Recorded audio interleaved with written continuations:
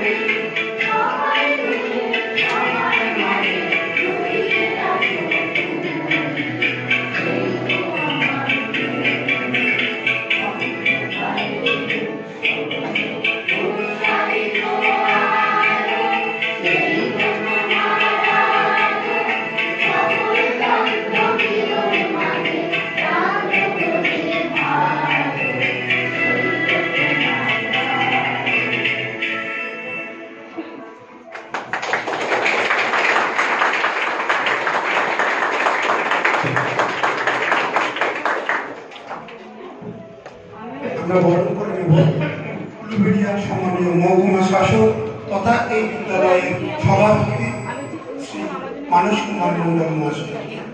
বরণ করে নিচ্ছে আমাদের বিদ্যালয়ের পূর্বাসীরা।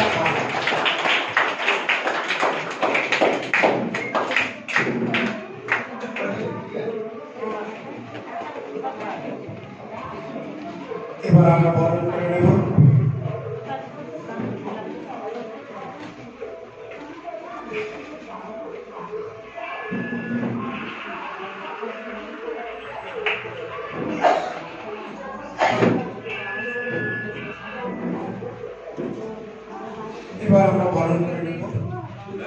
আমাদের হাওড়া জেলা শাসকের দপ্তরের ডেপুটি ম্যাজিস্ট্রেট এবং ডেপুটি কালেক্টর সম্মানীয় ইয়াসমিন বাড়ি মহাশয়কে। বরণ করে নিচ্ছেন আমাদের এক মুখ্যমন্ত্রীর ছাত্রী ইয়াসমিন জেমাইমা ইয়াসমিন।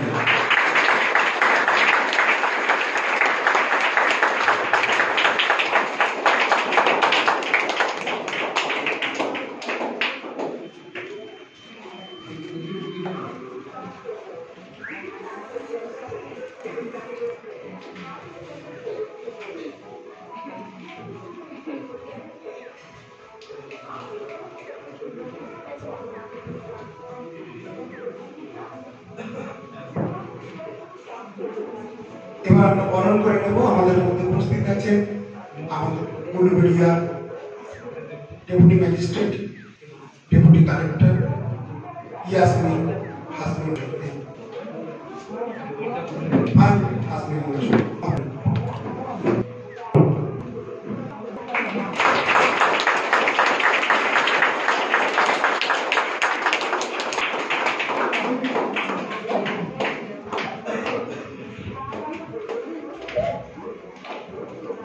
উত্তরীয় করিয়ে দিচ্ছেন আমাদের বিদ্যালয়ের শিক্ষিকা তন্দাশ্রী দাস। এবার আমরা বরণ করে নেব আমাদের উলুবেড়িয়া 2 নম্বরের সম্মানীয় ভিডিও ম্যাডাম অভিজ্ঞা চক্রবর্তীকে।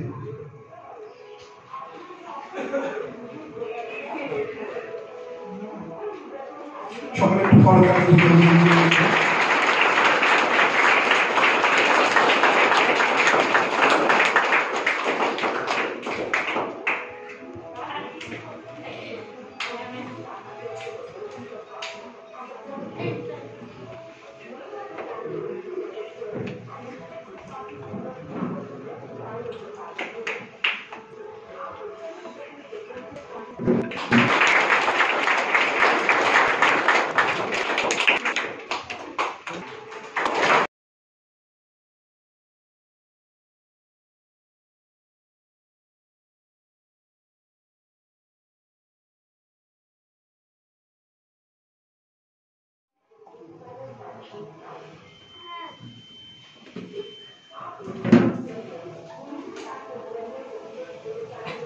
নমস্কার। মন্ত্রী উপস্থিত, আমাদের উলুবেড়িয়ার মহকুমা শাসক তথা আমাদের বিদ্যালয়ের সভাপতি পরিচালন সমিতি উপস্থিত আছেন হাওড়া জেলা শাসকের অফিসের ডেপুটি ম্যাজিস্ট্রেট এবং ডেপুটি কালেক্টর সম্মানীয় ইয়াসমিন বাড়ি মহাশয়া। উপস্থিত আছেন আমাদের উলুবেড়িয়া মহকুমা ডেপুটি ম্যাজিস্ট্রেট এবং ডেপুটি কালেক্টর মহাশয়। উপস্থিত আছেন আমাদের উলুবেড়িয়া 2 নম্বর ব্লকের সম্মানীয় ভিডিও ম্যাডাম অভিজ্ঞা চক্রবর্তী মহাশয়। উপস্থিত আছেন আমাদের জেলা জনশিক্ষা প্রশাসনাধিকারী অনিতা দাস মহাশয়। আমাদের সাংবাদিক দাদা এবং ভাইরা, আমাদের অভিভাবক, ছাত্রছাত্রী এবং পরিচালন সমিতির সদস্য এবং আমার সর্বোপরি আমার যারা সহকর্মী, আজকে আমরা যারা এই বিশেষ চাহিদা সম্পন্ন শিশুদের নিয়ে কাজ করি তাদের কাছে একটা অত্যন্ত গুরুত্বপূর্ণ দিন। গুরুত্বপূর্ণ এই কারণে, বিশেষ করে আমরা যারা ব্লাইন্ডদের পড়ানোর কাজে যুক্ত আছি, এইটা যে মানুষটা আজকে এই পড়ানোর পদ্ধতিটা আবিষ্কার করেছিলেন সেই লুই ব্রেনের জন্মদিন। আর একটা কারণ আছে যেটা বলবেন, মানে আমরা অনেক অনুষ্ঠান করেছি কিন্তু এইটা ছিল আমাদের কাছে প্রথম একটা অভিজ্ঞতা। নির্বাচনী যে বিষয়টা এদের নিয়ে সেটা আগে কখনো আমরা করিনি, যে প্রোটোকল আছে বিশেষ বিশেষভাবে সেগুলো আমরা জানতাম না। প্রথমে করতে গিয়ে কোথাও ঘাটতি হয়, কোথাও ত্রুটি হয়, একটু ক্ষমা করবে। ঠিক আছে, লুইব্রেনের কথায় 3 বছর বয়সে দৃষ্টিহীন হয়ে যায়। এই দৃষ্টিহীন হয়ে যাওয়ার ঘটনাটা অত্যন্ত মর্মদায়ক। ওনার বাবা মুচি ছিলেন, যখন সেলাই করছিলেন তখন ওই ফোঁটটা চোখে লেগে যায়, একটা চোখে, সেইটা সংক্রমণ হয়, তাতে একটা চোখ প্রথমে নষ্ট হয়ে যায়, পরে দ্বিতীয় চোখে সংক্রমণটা ছড়িয়ে পড়ে দুটো চোখে অন্ধ হয়ে যায়। আমরা যারা এই দৃষ্টিহীনদের শিক্ষক, এই ধরনের ঘটনা কিন্তু প্রায়শই দেখি। এই গভর্নমেন্ট স্পন্সর স্কুলে আমার 25 বছর হয়ে এমনও দেখেছি মা উলের কাঁটায় নিয়ে সোয়েটার বুনছে, সেই উলের কাঁটা বাচ্চাদের বুনে গিয়ে দৃষ্টিহীন হয়ে গেছে। এমনও দেখেছি যে সুতোতে একটা পাথর বেঁধে ঘোরাতে ঘোরাতে সেই পাথর আরেকটা পাথরে লেগে পুরুলিয়ার ছেলে সেটা চোখে ঢুকে বন্ধ হয়ে গেছে। মানে এই যে ঘটনাগুলো, এইগুলো এই লুই ব্রেনের এই ঘটনা দিয়ে কিন্তু আমরা অনেক শিক্ষা নিতে পারি। তারা বাবা মা, আগামী দিনে বাবা মা ভাবতো যে কি কি বিষয়ের মধ্যে সতর্ক হতে হবে। এখন লুই ব্রেন প্রথমে ফ্রান্সে, আমি বলে নিই, ফ্রান্সের একটা গ্রামে জন্মগ্রহণ করেছিলেন। প্রথমে যখন ব্রেন পদ্ধতি উনি আবিষ্কার করেন তখন কিন্তু এই 6টা ডট ছিল না, তখন 8টা ডট ছিল। তখন এটা যতটা না দৃষ্টিহীন শিশুদের পড়ানোর কাজে ব্যবহার হয়েছে, তার চেয়ে অনেক বেশি ব্যবহার হয়েছিল যুদ্ধক্ষেত্রে একটা তাঁবু থেকে আরেকটা তাঁবুতে অন্ধকারে বার্তা প্রেরণ করার জন্য। রাতে আলো না জ্বেলে এক তাঁবু থেকে আরেক তাঁবুতে এই বার্তাটাকে পৌঁছে দেওয়ার কাজে ব্যবহার হতো বেশি।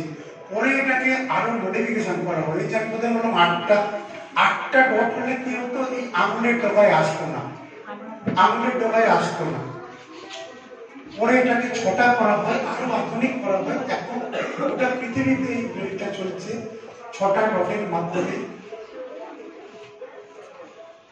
পৃথিবীতে যত ভাষা আছে সব ভাষাতেই ব্রেন ট্রান্সক্রিপশন করা সম্ভব হয়েছে। আমাদের ম্যাডাম বলছিলেন গতকাল যে আমাদের পশ্চিম মেদিনীপুরের এডিএম আইএস অফিসার তিনি কিন্তু দৃষ্টিহীন, অত্যন্ত উন্নত কিছু ডিভাইস উনি ব্যবহার করেন, সেই কথার পরিপ্রেক্ষিতে আমি বলছিলাম যে আমাদের দেশে ব্লাইন্ডরা ব্লাইন্ড হয়েছে বলে অবাধা তা নয়, প্রযুক্তিটা এদের কাছে পৌঁছাচ্ছে না। এমন অনেক যন্ত্র আবিষ্কার হয়েছে যেগুলো আজকে সকালে খবরের কাগজটা একটা মেশিন, কার্টের মেশিন, সেই মেশিনের মধ্যে ঢুকিয়ে দিলে সেটা শব্দ করে পড়তে পারবে।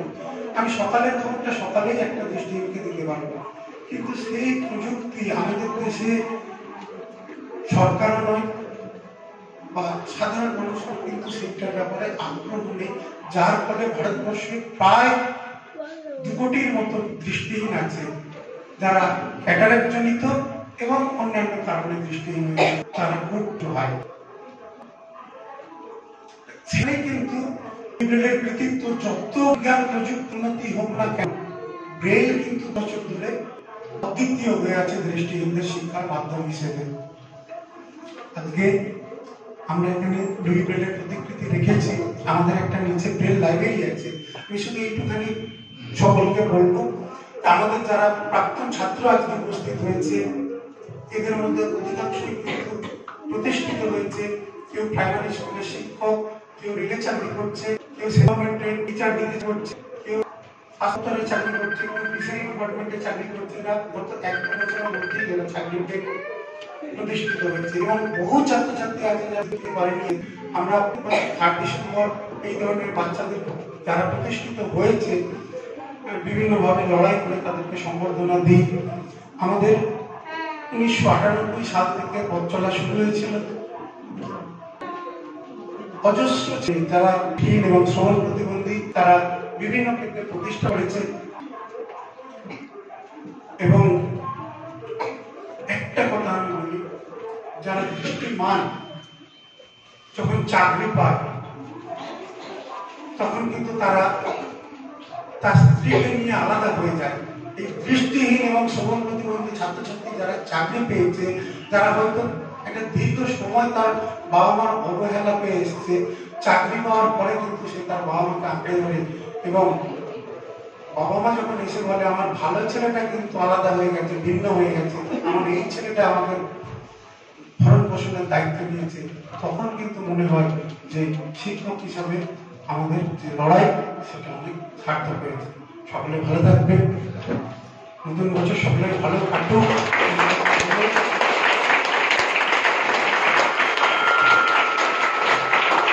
আমার কথা শেষ হয়নি।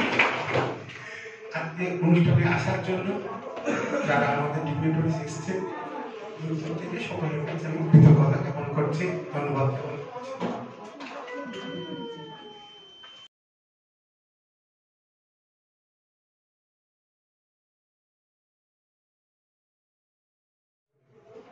আমাদের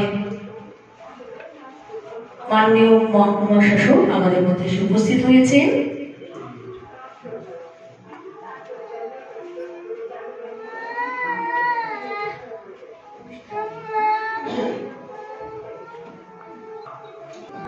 তাহলে আমরা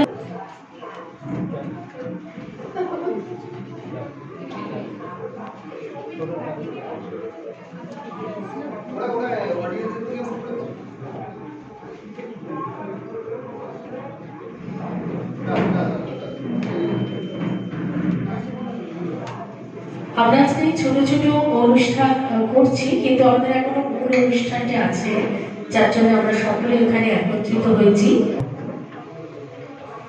হ্যালো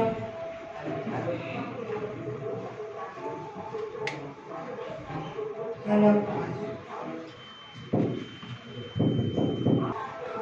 হ্যালো দই দই ভালো দই। দইওয়ালা, ও দইওয়ালা, দইওয়ালা, ডাকছো কেন? দই কিনবে? কেমন করে কিনবো? আমার তো পয়সা নেই। কেমন ছেলে বাবু, কিনবে না তো?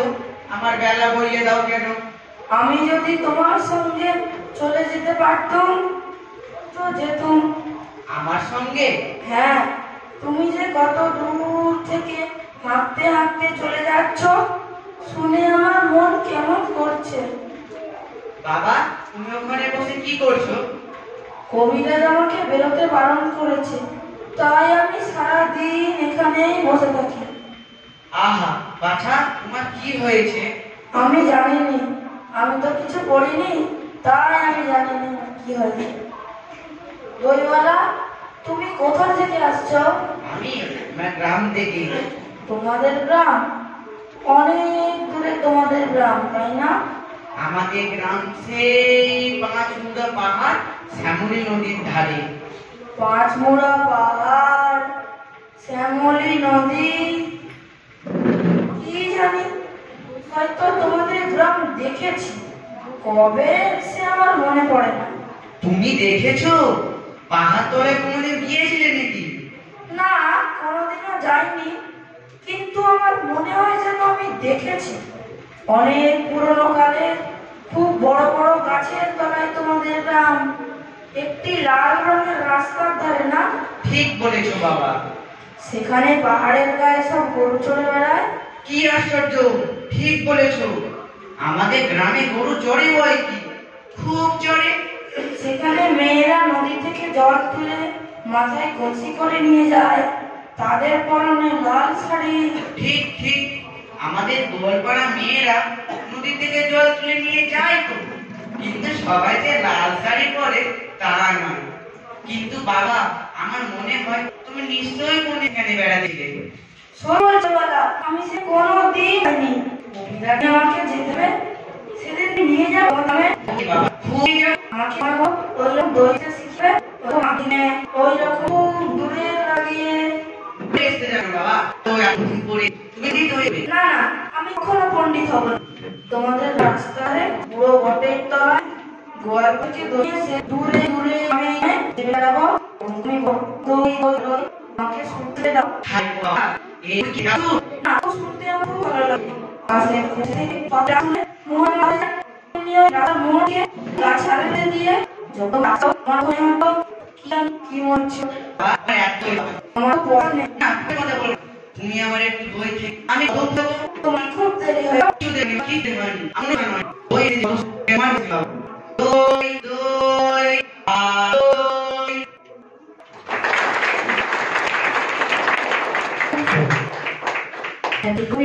করলো এই হলো না খুব সব দিক দিয়ে ঠিকঠাক, তাই তো কেউ থাকবে না যে ওর ভেতর কিছু কমতি আছে।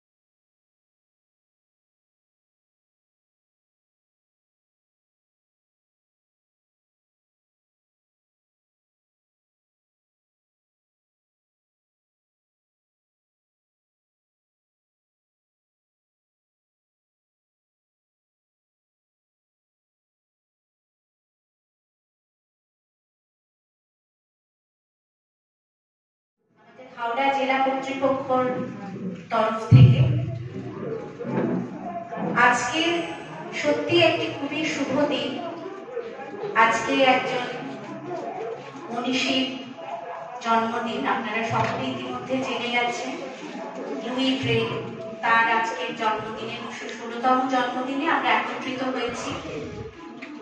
এই পূর্ণ দিবসকে আমরা সামনে রেখে আমাদের যে নির্বাচন প্রক্রিয়া, তাতে আমাদের বিশেষভাবে সক্ষম যে সমস্ত ভাই বোনেরা আছেন তাদের কিভাবে সামিল করা যায় তার সুযোগটা আমরা আজকে নিয়েছি।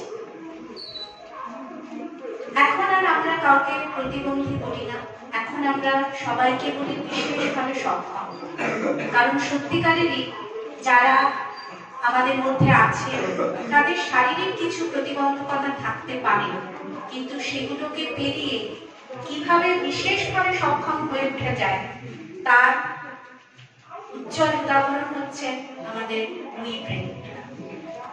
তিনি তার নিজের যে প্রতিবন্ধকতার মধ্যে উনি পড়েছিলেন সেটাকে কাটিয়ে উঠে যে পদ্ধতিতে সবাই পড়াশোনা করতে পারে, জ্ঞান লাভ করতে পারে, সেই পদ্ধতি উনি যে আধুনিকীকরণ করেছিলেন তা আজকে সত্যি সবার খুব কাজে লাগছে। এবং এখানে এসে সত্যি আমি এবং আমাদের এখানে মঞ্চে যারা উপবিষ্ট আছেন আমি জানি যে সকলেই খুবই অভিভূত। কারণ এখানে এসে আজকে যখন এখানে পা রাখলাম তখন দেখলাম সব ছেলেমেয়েরা ছোটাছুটি করছে, তাদের দেখে কিন্তু বোঝার একদমই উপায় নেই যে তারা কোনোভাবে অক্ষম, বরং তারা এত স্বচ্ছন্দে চলাফেরা করছেন যে সেটা সত্যি তাদের আজকে বিশেষভাবে সক্ষম করতে হয়েছে। এই স্ট্রিপ আপনারা দেখতে পাচ্ছেন মঞ্চে যে আমাদের লাগানো রয়েছে ব্যাকড্রপ, তাতে বা বিভিন্ন জায়গায়। এই এসবি প্রোগ্রামটা হচ্ছে নতুনভাবে আমাদের কিছু বছর ধরে ইলেকশন কমিশন এর প্রয়োগ করছে। এর পুরো কথাটা হচ্ছে systematic voters education and electoral participation, অর্থাৎ একটা খুব ভালো পদ্ধতি অবলম্বন করে আমরা নাগরিক যারা ভোটার তাদেরকে আমরা ভোট সম্বন্ধে অবগত করব এবং তার সঙ্গে তারা কিভাবে তাদের ভোটাধিকার প্রয়োগের মাধ্যমে বা অন্যান্যভাবেও এই নির্বাচন প্রক্রিয়ার মধ্যে সামিল হতে পারে তার একটা ব্যবস্থা করা। তো সেটারই অংশ হিসাবে আজকে আমরা এখানে একত্রিত হয়েছি এই বিশেষ দিনটিকে ব্যবহার করার জন্য। এবং এখানে আপনারা জানেন যে ইলেকশন কমিশনের পক্ষ থেকে পিডব্লিউডি হিসাবে এই বিশেষ সক্ষমদের চিহ্নিত করা হয় ভোটার লিস্টে, এবং তাদের এই নির্বাচন প্রক্রিয়ায় কিভাবে সামিল করা যায়, আরো বেশি সহজে তারা যাতে ভোটদান করতে পারেন তার জন্য ইলেকশন কমিশন বিভিন্ন পদ্ধতি অবলম্বন করেছে। তো আপনাদের আজকে যে 4 জানুয়ারি আজকে আমাদের ব্রেল দিবস, বিশ্ব ব্রেল দিবস। এবারে 2024-এর যে থিমটা রয়েছে ব্রেল দিবসে, সেটা হচ্ছে empowering through inclusion and diversity. অর্থাৎ শুধুমাত্র এই সমস্ত যারা রয়েছেন বিশেষভাবে সক্ষম দৃষ্টিশক্তি, তাদের শুধু আমরা মানে বাছাই করব না, তার সঙ্গে তাদেরকে কিন্তু আমরা এই নির্বাচন প্রক্রিয়ায় অংশগ্রহণ করাবো। তো তার জন্য আজকে আমরা এখানে এসেছি, এখানে আপনাদের সঙ্গে একত্রিত হয়েছি এবং বিভিন্ন সাংস্কৃতিক অনুষ্ঠান ইতিমধ্যেই হয়েছে। আর এখানে শুধু তো দৃষ্টিশক্তিহীন না, তার সঙ্গে বধির এরাও রয়েছে যারা বিভিন্নভাবে এই ইনস্টিটিউশনে তাদের কন্ট্রিবিউশন রাখছেন। এখানে আমাদের যিনি একদম টিচার ইনচার্জ আছেন সামনে অজয় বাবু, তিনিও বিশেষভাবে সক্ষম, কিন্তু সত্যি এখানে আসলে বোঝার উপায় নেই যে এই মানুষগুলো কোনো রকম প্রতিবন্ধকতা আছে, কোনো রকম অসুবিধা আছে, এতটাই তারা স্বচ্ছন্দ, এতটাই তারা উৎসাহী। আমাদের থেকেও বেশি দ্রুত আমি দেখছি তারা 3 তলায় বারবার ওঠা নামা করে আজকের এই অনুষ্ঠানের ব্যবস্থা করা হচ্ছে।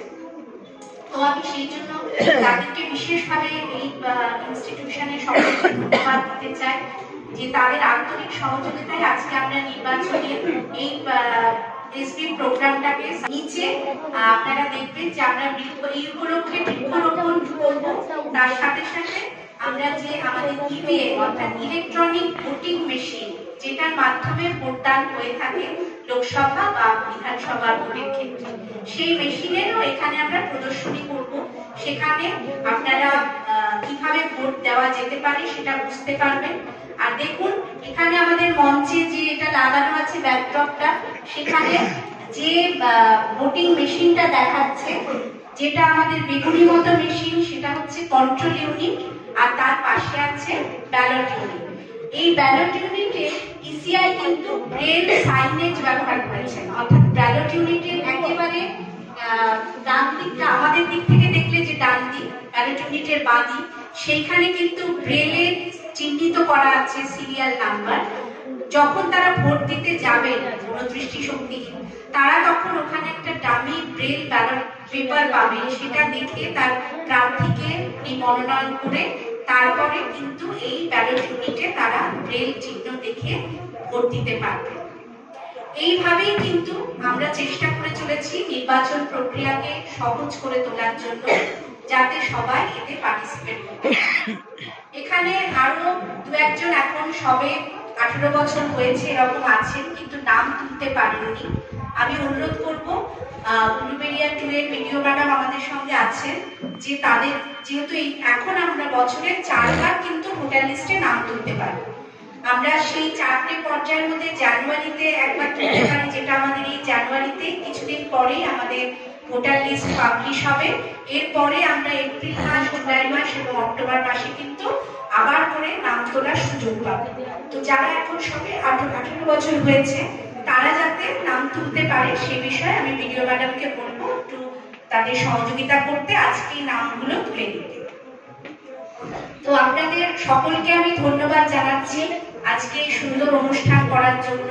একটু আগে যে নাটিকাটি এখানে হলো সেটি দেখে খুবই ভালো লাগছে, এবং কালকে তো আমি ব্রেলের ব্যাপারে খুব একটা জানতাম না, কিন্তু এখানে যে দেখলাম ইংলিশ ব্রেল অ্যালফাবেট কিভাবে পড়া হয়, তখন দেখলাম যে কেউ যদি পরবর্তীতে অনেক সময় সুগারের কারণে বা বিভিন্নভাবে লোকে কিন্তু বয়স্ক অবস্থাতেও দৃষ্টিশক্তি হারিয়ে ফেলেন বা ক্যাটারাক্টের কারণে, তখন কিন্তু কেউ যদি বই পড়তে ভালোবাসেন, যদি তারা ব্রেল শিখতে পারে, তাহলে কিন্তু তারাও এইটার সুযোগ নিতে পারে। তো আজকে আমি আমাদের মনীষী লুই ব্রেইলকে আরেকবার আমার প্রণাম জানাই এবং মঞ্চে উপবিষ্ট আমাদের এসডিওল স্যার আছেন, যিনি অত্যন্ত উৎসাহের সঙ্গে আজকের এই প্রোগ্রামটাকে অর্গানাইজ করেছেন, এবং অন্যান্য আমাদের যারা আধিকারিক আছেন সকলকে ধন্যবাদ জানাচ্ছি। এবং আমাদের এসপি টিম যে আছে আমাদের হাওড়া জেলাতে, তাদেরও সকলকে আমি ধন্যবাদ জানাচ্ছি এবং সর্বোপরি এই ইনস্টিটিউশনের সকলকে ধন্যবাদ জানাচ্ছি যে এই সুন্দর প্রোগ্রাম আজকে আমরা করতে পারলাম। এবং আপনারা অবশ্যই নিচে ইভিএম প্রদর্শনীর সময় একটু দেখে নেবেন কিভাবে ভোট দেওয়া যেতে পারে, কারণ এখানে কিন্তু অনেকেই রয়েছে কিছুদিন পরেই হয়তো 18 বছর হবে, তারা যাতে ভোট দিতে পারে। তো আপনাদের সকলকে আমি আরো একবার শুভেচ্ছা জানিয়ে আমার বক্তব্য শেষ করছি। সোমনাথ ওখানে যা।